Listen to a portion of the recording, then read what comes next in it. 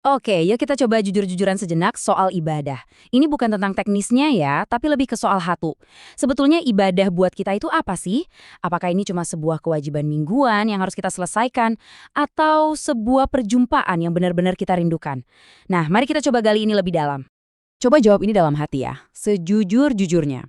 Pernah nggak sih ngerasa kalau ibadah itu ya cuma sekedar datang, store muka, terus pulang? Rasanya kayak kita cuma nyentang satu daftar tugas mingguan aja. Kalau jawabannya iya, tenang. Anda nggak sendirian kok.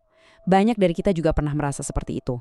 Soalnya, sering banget ibadah itu jadi semacam siklus yang udah kita hafal di luar kepala. Bangun pagi, siap-siap, berangkat ke gereja. Begitu sampai di sana pun, semua gerakannya udah kayak otomatis. Betul kan? Daftar ini kayaknya udah familiar banget ya. Datang, cari tempat duduk, nyanyi beberapa lagu, mungkin sambil angkat tangan biar kelihatannya lebih rohani gitu, dengerin khotbah, terus pulang. Dan begitu kita melangkah keluar dari pintu gereja, rasanya plong, lega banget, seolah-olah beban kewajiban mingguan kita udah selesai. Dalam hati kita bilang, syukurlah, yang penting kan udah ibadah. Nah, ini dia nih inti masalahnya teman-teman. Secara fisik, badan kita memang hadir. Kita duduk manis di bangku. Tapi pertanyaannya, hati dan pikiran kita lagi ada di mana? Di mulut, kita mungkin lagi menyanyikan lirik pujian yang indah banget. Tapi di dalam kepala, kita udah mikirin nanti makan siang di mana ya enaknya, atau jangan-jangan udah khawatir soal kerjaan hari Senin. Pikiran kita melayang kemana-mana. Dan gangguannya kan bukan cuma soal makan siang ya. Jujur aja deh, waktu kita berdoa, pikiran kita malah lari ke tagihan-tagihan yang belum dibayar. Pas firman Tuhan lagi disampaikan, jari kita tanpa sadar malah asyik scroll media sosial. Tubuh kita emang ada di dalam gedung, tapi jiwa kita tuh udah di parkiran siap-siap tancap gas pulang. Coba deh kita bayangin analogi ini. Kalau kita lagi ketemuan sama orang yang paling kita sayang, entah itu pasangan, orang tua, atau sahabat, apa ya kita bakal cuek main HP terus di depan dia? Nggak mungkin kan? Rasanya tuh nggak sopan, nggak menghargai banget. Tapi tanpa sadar, seringkali ya, itulah yang kita lakukan di hadapan Tuhan. Kita ada di sana, tapi hati dan perhatian kita nggak sepenuhnya untuk Dia. Dari sini, kita jadi bisa melihat ada dua cara pandang yang berbeda banget soal ibadah. Kelihatannya cuma beda tipis di susunan katanya, tapi maknanya wah jauh banget, seperti langit dan bumi. Yuk kita bedah perbedaannya.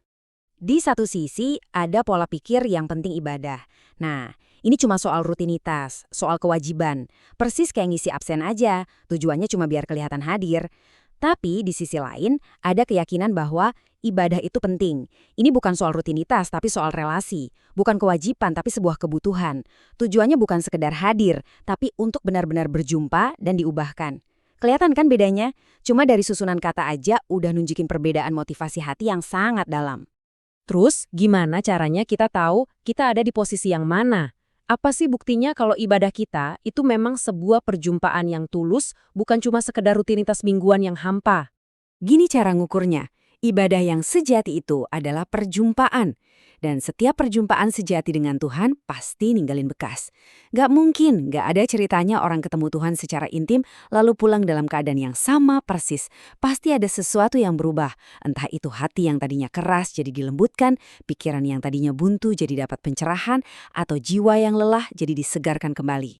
Nah, ini pertanyaan yang mungkin agak nusuk ya, tapi penting banget untuk kita renungkan sama-sama. Kalau kita udah rajin ibadah bertahun-tahun, tapi kok hidup kita nggak ada perubahannya? Karakter kita gitu-gitu aja? Lantas sebenarnya apa yang kita lakukan setiap minggunya? Misalnya nih, kita masih gampang banget kesulut emosi. Masih susah luar biasa buat melepaskan pengampunan buat orang lain. Hati kita masih aja keras kayak batu. Kalau tanda-tanda ini masih ada dalam hidup kita, bisa jadi selama ini kita cuma terjebak di mentalitas yang penting ibadah dan belum pernah sungguh-sungguh mengalami betapa ibadah itu penting untuk mengubah hidup kita. Karena pada akhirnya kita harus sadar teman-teman, ibadah yang sejati itu nggak bisa dikurung dalam 1 atau 2 jam di hari Minggu. Ibadah yang sesungguhnya itu melampaui tembok gedung dan batasan waktu. Jadi, puncak dari ibadah kita itu bukanlah saat kita sama-sama bilang amin di akhir doa penutup. Bukan, itu justru baru titik awalnya. Itu baru pembukaannya. Ibadah kita yang paling sejati itu terbuktinya bukan di hari Minggu, tapi justru di hari Senin sampai Sabtu. Di cara kita bicara sama pasangan kita waktu lagi capek, cara kita merespons rekan kerja yang nyebelin, atau cara kita bersabar waktu kejebak macet di jalan. Nah, itulah rapor yang asli dari perjumpaan kita dengan Tuhan.